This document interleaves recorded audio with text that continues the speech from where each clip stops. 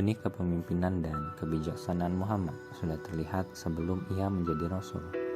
Hal ini terlihat saat Muhammad menjadi problem solver di tengah pertikaian orang-orang Quraisy tentang siapa yang paling layak meletakkan Hajar Aswad. Kala itu Ka'bah dalam kondisi mengkhawatirkan. Bagian atasnya tidak beratap. Karena itu Baitullah sering dimasuki pencuri yang masuk dari atas untuk mengambil barang-barang berharga.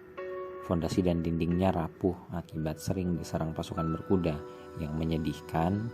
Saat Mekah dilanda banjir besar, pelataran Ka'bah terendam air sehingga bangunan suci itu hampir ambruk. Orang-orang Quraisy akhirnya terdorong untuk merenovasi Baitullah. Untuk menjaga reputasi Ka'bah, mereka sepakat merenovasi Ka'bah hanya dengan dana berasal dari sumber yang baik, bukan dari praktik prostitusi, riba, dan kejahatan lainnya. Pertama, mereka merobohkan Ka'bah sampai fondasi pertama yang dulu diletakkan oleh Nabi Ibrahim alaihissalam. Walaupun awalnya mereka enggan dan ragu untuk merobohkan Ka'bah karena kesucian, kemuliaan, dan keagungannya. Mereka membagi bangunan Ka'bah dalam beberapa bagian. Setiap kabilah mendapat satu bagian, mengumpulkan sejumlah batu yang sesuai dengan jatah tiap-tiap kabilah. Proses renovasi Ka'bah berlangsung dengan lancar hingga proses renovasi hampir usai. Pekerjaan yang tersisa hanya menempatkan Hajar Aswad. Orang-orang Quraisy bertikai tentang siapa yang paling layak meletakkan ke tempat semula. Semua orang merasa paling berhak mendapatkan Hajar Aswad. Saking sengitnya, pertikaian tersebut berlangsung selama 4 atau 5 hari. Kian lama kian meruncing hingga hampir terjadi peperangan yang dahsyat di Tanah Haram. Ini tidak mengherankan karena Hajar Aswad merupakan batu mulia, sehingga kabilah yang meletakkannya akan mendapat kemuliaan dan terangkat derajatnya di antara kabilah lainnya.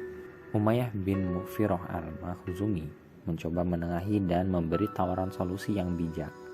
Dia mengusulkan kepada orang-orang Quraisy dengan cara memilih orang yang paling dahulu memasuki pintu di antara mereka. Orang itulah yang berhak meletakkan Hajar Aswad. Tawaran itu disetujui oleh semua kabilah. Kemudian tak berapa lama setelah usulan itu diterima, Muhammad tiba-tiba saja masuk. Ketika orang-orang Quraisy melihatnya, mereka menyambut dengan teriakan, "Inilah Al-Amin, kami rela, inilah Muhammad." Namun kemudian setelah mendengar cerita yang terjadi, Muhammad lalu memberikan solusi. Ia meminta sebuah selendang dan meletakkan Hajar Aswad tepat di tengahnya. Muhammad lalu meminta semua pemimpin kabilah memegang ujung selendang dan meletakkan Hajar Aswad di tengahnya.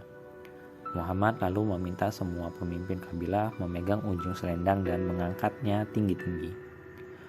Setelah selendang dibawa ke tempat yang telah ditentukan, Muhammad mengambil Hajar Aswad dengan tangannya dan meletakkannya di tempat semula. Semua kabilah merasa puas dengan cara tersebut.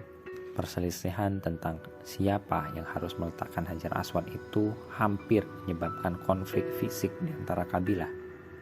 Mereka bahkan telah menyiapkan baskom besar berisi darah. Lalu secara bersama-sama mereka mencelupkan tangan mereka ke dalam baskom itu. Mereka bersumpah untuk berperang sampai titik darah penghabisan. Kondisi gawat dan membahayakan itu akhirnya dapat diatasi dengan kedatangan Muhammad.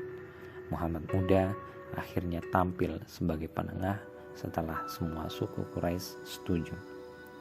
Solusi yang diberikan sangat bijak sehingga semua suku Quraisy puas, tak ada yang kecewa. Dari cerita renovasi Ka'bah ini, paling tidak ada 3 poin hikmah yang bisa kita ambil.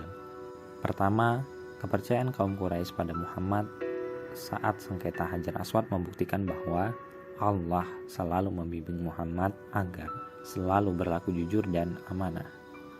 Yang kedua, keberhasilan Muhammad memberikan jalan keluar terjadi atas izin Allah untuk mengarahkan perhatian manusia pada hal besar yang diemban Muhammad, yaitu menyatukan seluruh umat Islam melalui ajaran Islam.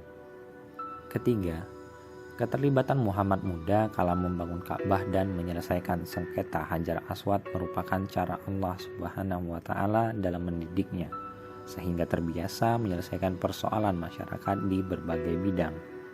Salah satu hal yang patut diperhatikan, setiap peran yang dijalani Muhammad selalu dilandasi oleh satu tujuan mulia, yaitu menempatkan hak pada tempatnya dan menegakkan nilai-nilai kebenaran dan keadilan.